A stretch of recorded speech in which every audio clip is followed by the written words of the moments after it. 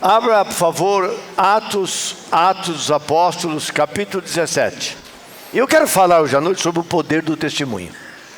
Presta atenção, diga comigo, o poder do testemunho. Precisamos entender o que eu quero dizer com testemunho. Testemunho é aquilo que nós damos de algo ou de alguém. Quando nós falamos de algo ou de alguém, nós estamos dando testemunho sobre aquilo ou aquela pessoa. Se eu não der testemunho, não há como, na verdade, aquilo que a Bíblia nos diz que eu preciso fazer, eu vou conseguir fazer. Pois tem o poder do testemunho. Irmãos, aqui há 3 pessoas chaves. Se você prestou atenção comigo,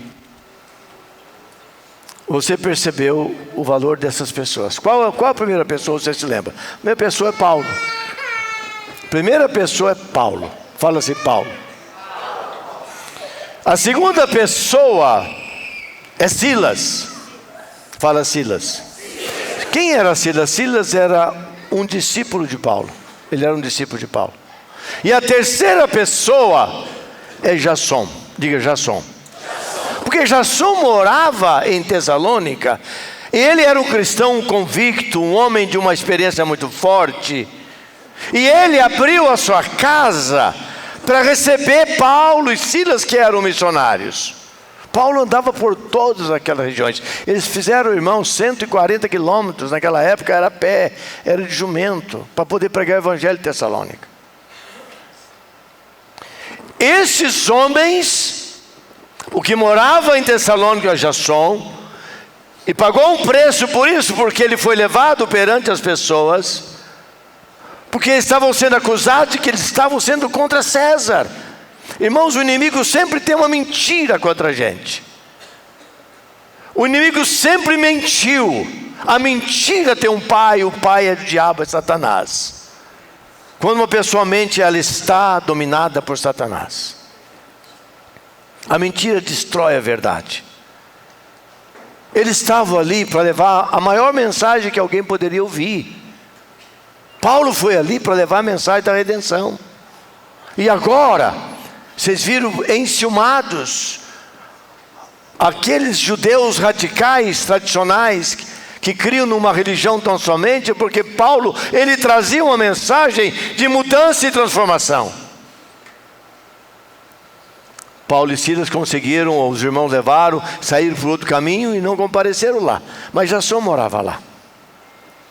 Então, irmãos, qual foi o segredo desta igreja?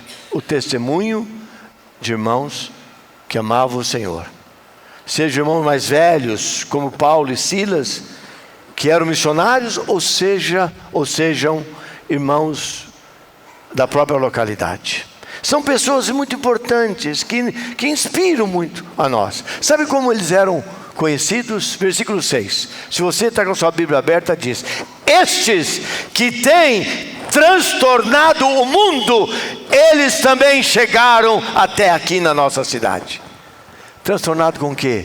Com o evangelho poderoso de Jesus, com a mensagem de salvação, a mensagem do amor, a mensagem da graça. Chegaram até aqui, é o que diz o texto. O que eles foram fazer ali em Tessalônica? Vocês ouviram o texto.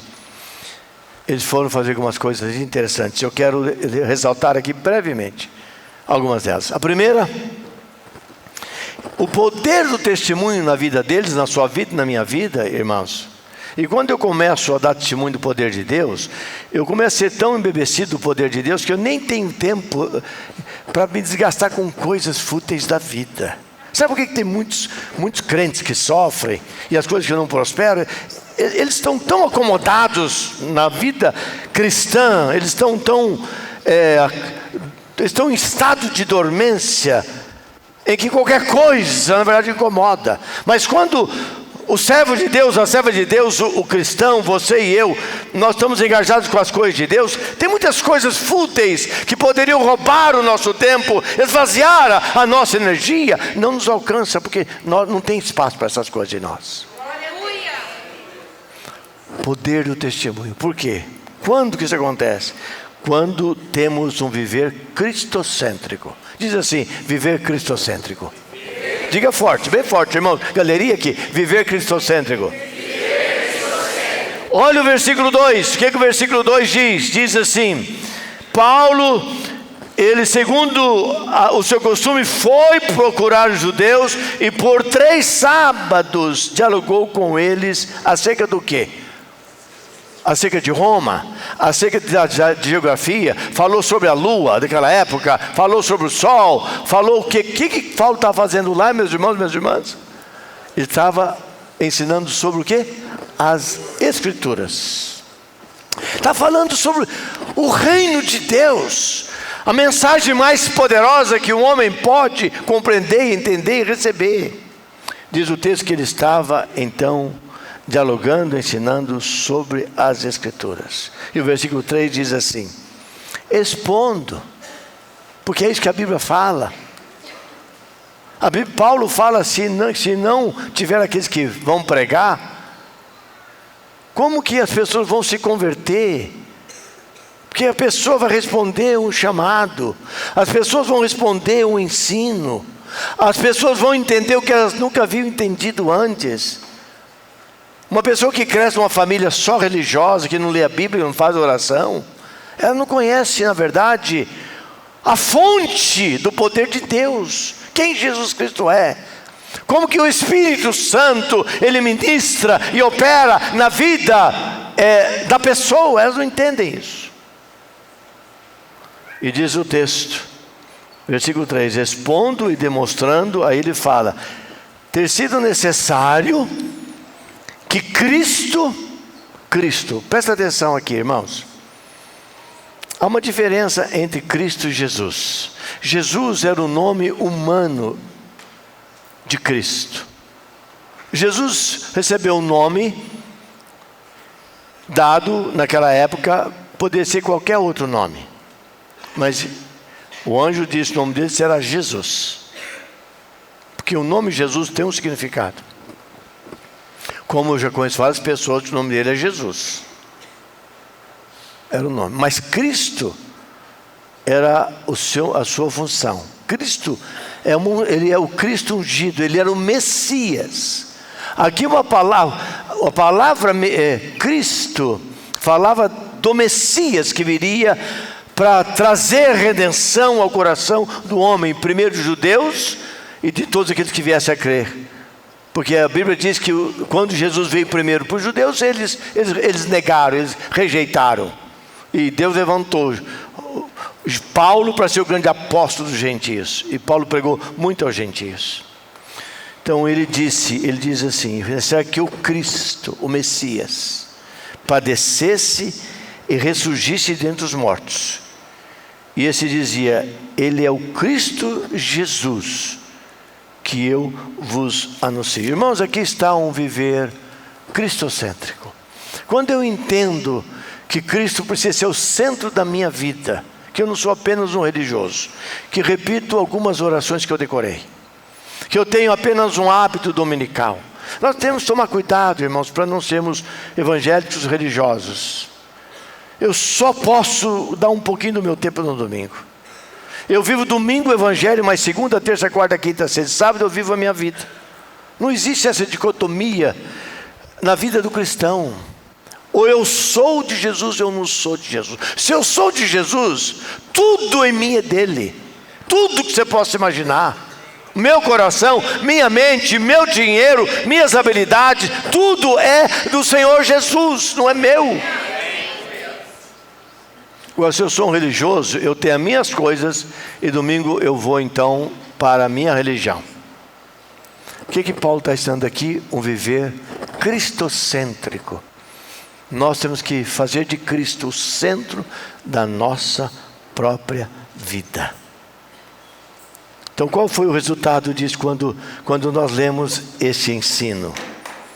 Eles foram para Tessalônica com o objetivo de levar Cristo para a vida daquelas pessoas. Eles foram compartilhar a palavra. Eles foram ensinar as revelações de Deus com relação à eternidade. Irmãos e irmãs, presta atenção. Que lugar ensina que você só tem uma vida para viver. E se você não viver essa vida com Cristo, você não tem outra. E você vai passar toda a eternidade longe de Deus. O lugar longe de Deus chama-se inferno. O lugar de Deus chama-se céu. Isso é muito importante.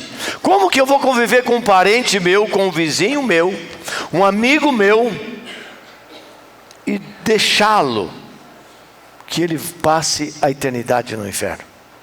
Porque Jesus disse: eu sou o caminho. João 14,6. Eu sou o caminho, eu sou a verdade, eu sou a vida. Ninguém vai ao Pai senão através de mim. Só Jesus. É isso que Paulo e Silas foram fazer em Tessalônica. E essa pregação foi tão impactante que essa igreja virou uma igreja maravilhosa. Até hoje existe a igreja de Tessalônica. Outras igrejas não existem mais. Acabaram aquelas igrejas, sumiram. Não há mais ninguém lá. Você vai procurar, você não encontra mais aquela igreja.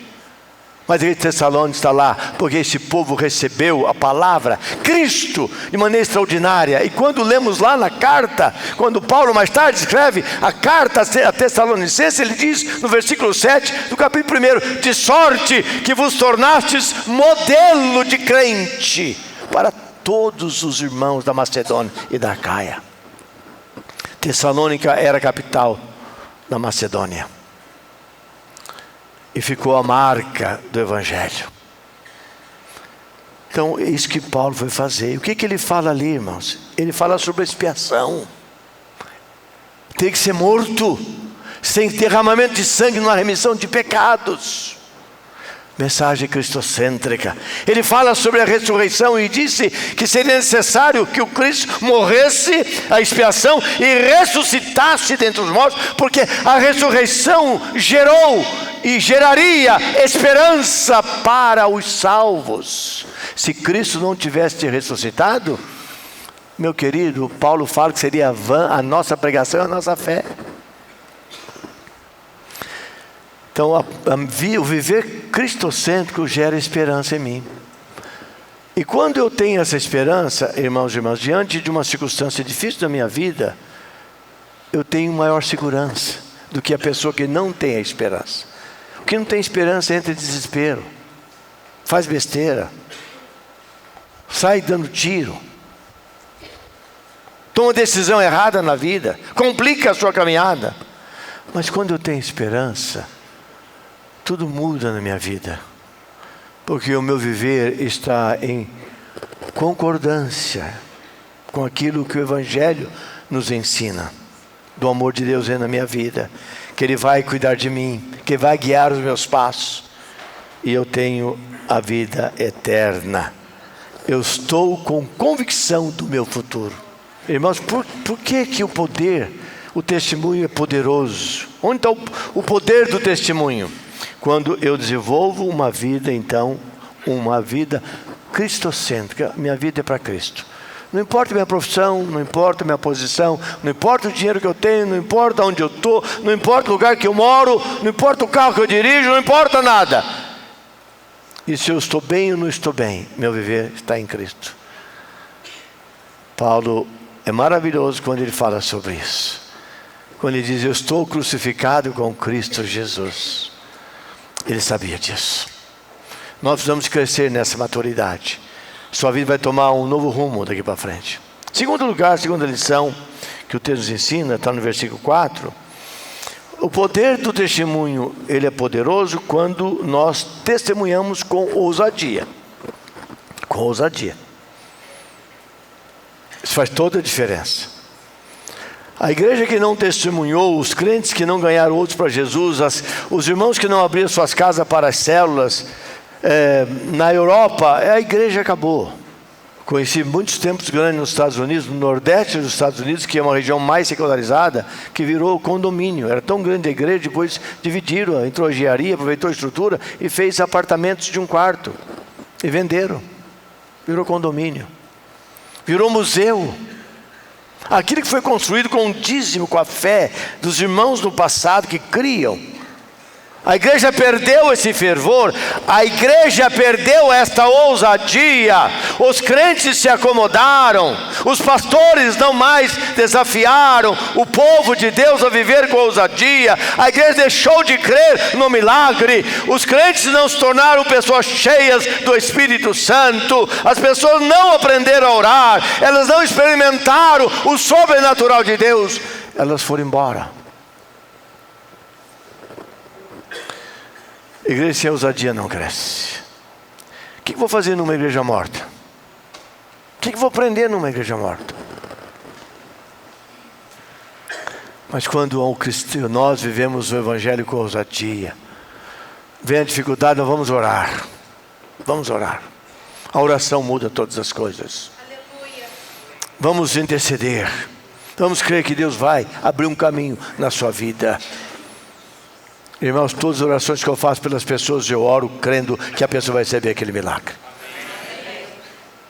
É isso que a Bíblia nos ensina. Olha o versículo 4. Olha o versículo 4. Alguns deles foram persuadidos e unidos a Paulo, bem como numerosa multidão, e gregos piedosos e muitas distintas mulheres. Aqui está falando de vários tipos de gente. Judeus, está falando de gregos, está falando de muita gente, de multidão, e está falando de mulheres distintas, que tinham posições chaves na cidade de Tessalônica, que talvez não desse importância a essas coisas, mas quando elas ouviram um pastor como Paulo pregar, o homem que trazia convicção, sua vida plantada em Cristo, e quando ele falava, ele cria no que Cristo podia fazer, porque havia feito na vida dele, e na vida de tantas pessoas, durante todo o seu ministério. E é impossível, meu irmão, minha irmã, você não crer no milagre que Jesus pode fazer, vendo o que Ele tem feito na vida de tantas pessoas. Então, o Espírito Santo agiu, os corações foram abertos, as pessoas foram salvas, e Deus fez, na verdade, um grande mover naquele lugar. Qual foi o resultado? Quando a igreja testemunha com ousadia, quando você prega com ousadia, quando desafia o coração das pessoas que estão em lutas e sofrimento, os que estão desesperançados, e houve uma palavra de que em Cristo Jesus você tem a resposta para a ansiedade ou vazio. Um grande teólogo americano disse que todo mundo tem um buraco no peito do tamanho de Deus. Aquele lugar é para Deus penetrar e viver e reger a nossa vida. Queridos, diga amém. Então, irmãos e irmãs, vejam só, a salvação, ela tem origem em Deus, quando se anuncia a mensagem dEle. A salvação nunca se origina no homem, não parte de mim, porque na verdade o homem não quer salvação. Eu falei do exemplo aqui agora há pouco do Wagner, meu irmão, meu amado, eu caminho com Wagner.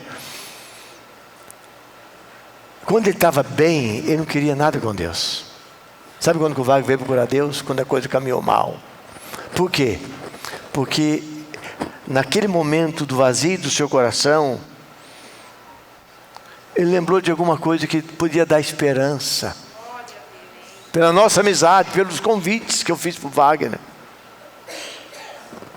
O Evangelho de Jesus Cristo. A pessoa ouve, parte de Deus. Deus quer buscar todos. Irmãos, há muita gente nessa cidade que o Senhor está batendo. Apocalipse 3:20. Eis que eu estou à porta e eu bato. Se alguém ouvir e abrir, é dele a iniciativa. Não é minha. Mas quando ele toma a iniciativa, eu tenho que me render. Vou dizer uma coisa para você, o que você está fazendo aqui tantas vezes que você vem aqui? Você não veio aqui porque você quis vir aqui. Alguma coisa te trouxe aqui. Ah, mas foi um amigo. Não, Deus usou um amigo porque Deus tem um plano na sua vida. Quando é que você vai abrir esse coração para Jesus? Falar, Jesus, o meu coração é teu, minha vida é tua, minha casa é tua, tudo é teu. Irmãos, isso aqui é avivamento.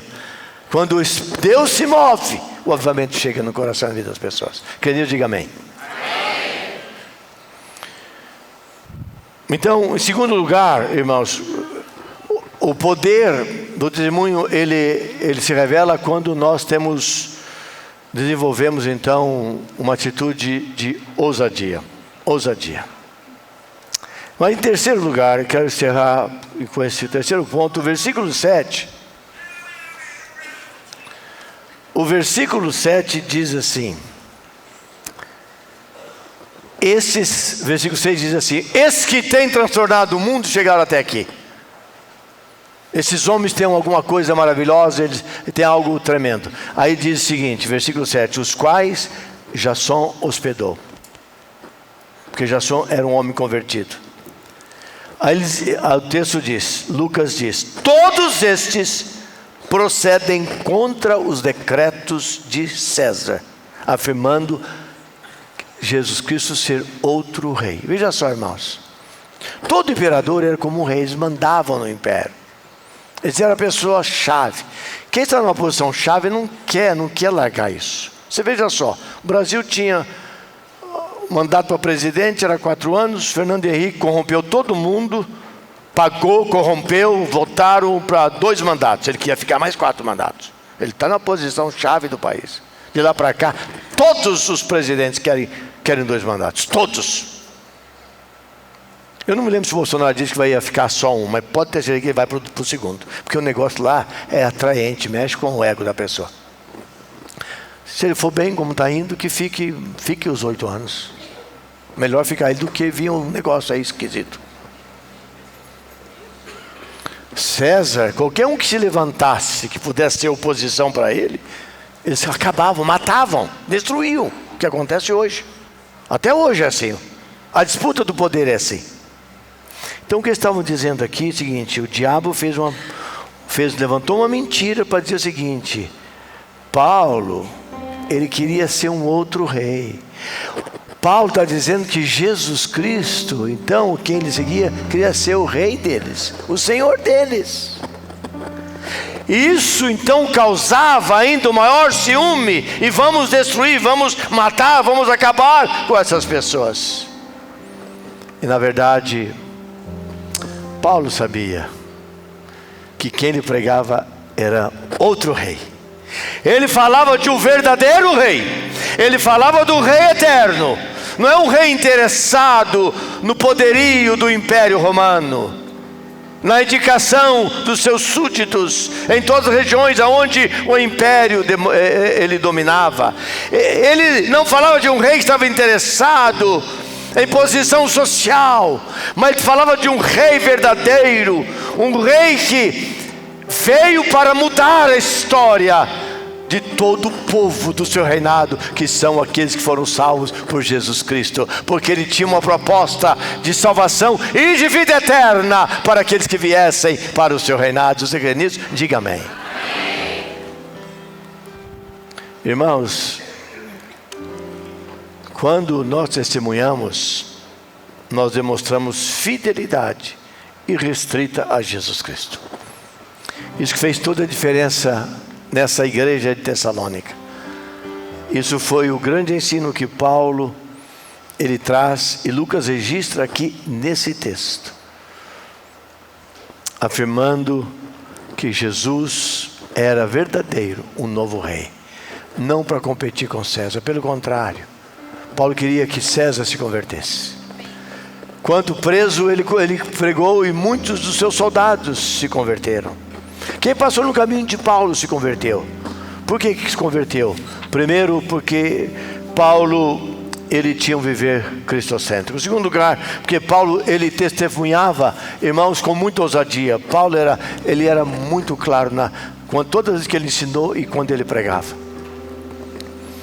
Ele não tinha outra mensagem a não ser que Jesus Cristo é o Rei dos Reis, o Senhor é dos Senhores.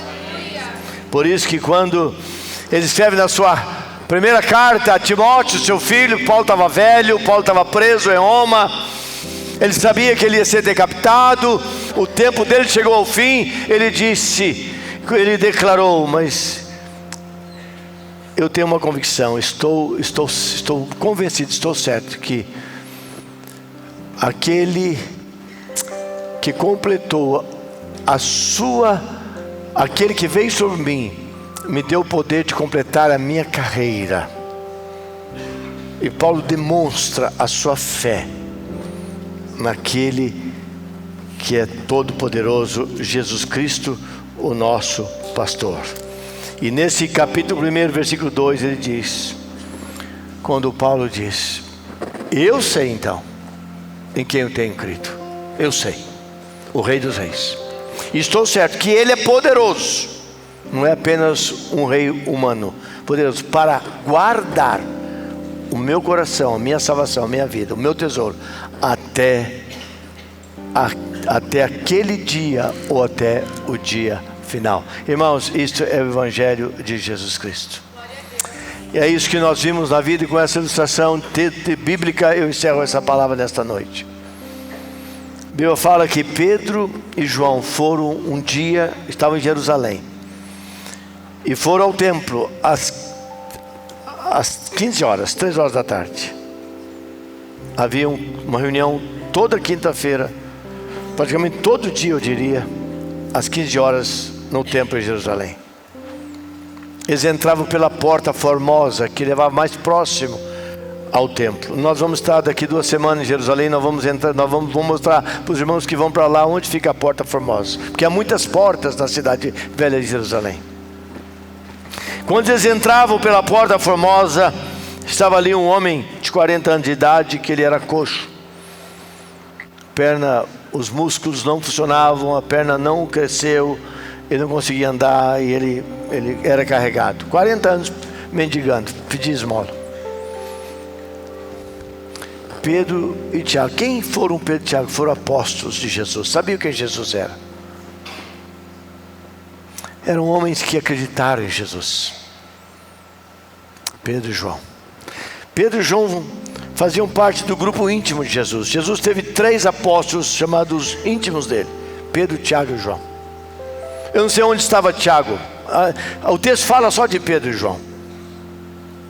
E quando estava entrando, este homem chamou a atenção deles e pediu uma esmola, pediu uma ajuda. Está lá em Atos capítulo 3.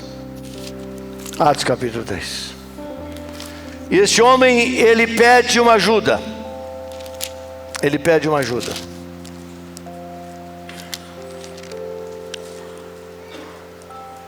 Diz o texto: vendo esse paralítico, a Pedro e João, que iam entrar no templo, implorava que ele desse uma esmola.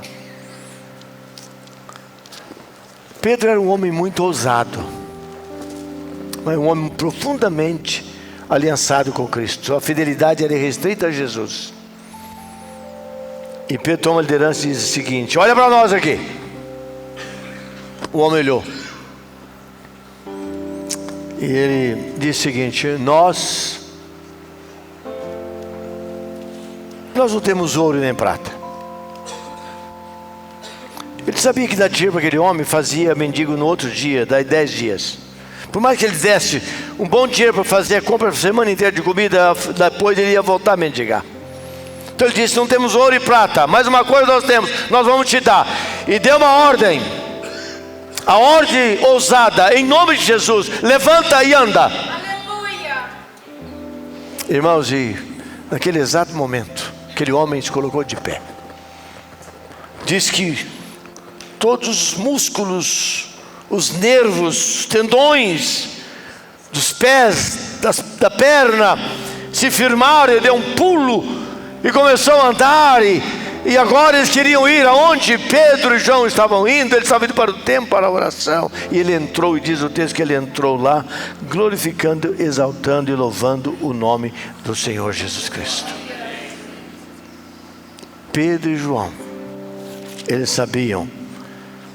Aqui eles demonstram fidelidade irrestrita àquele que tem poder para fazer milagres.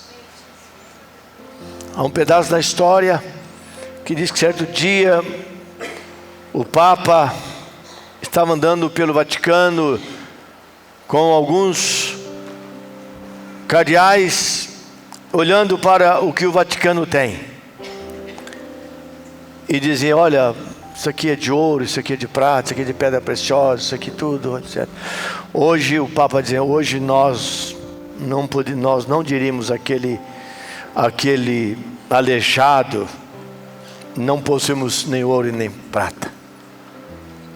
Mas ali havia um cardeal que conhecia mais a Bíblia, e disse: mas sua santidade, é verdade, mas nós não podemos dizer, nós não temos ousadia para dizer, Em nome de Jesus, levanta e anda. A igreja e nós podemos ter muita coisa, mas irmãos, nada disso fará diferença se nós não tivermos a ousadia da nossa fidelidade irrestrita ao Senhor Jesus Cristo, que tem poder para mudar todas as coisas na nossa vida e na história. Se quer nisso, diga amém. Amém. Nós somos chamados para darmos testemunhos. Não o meu testemunho, não é o seu, é o de Jesus.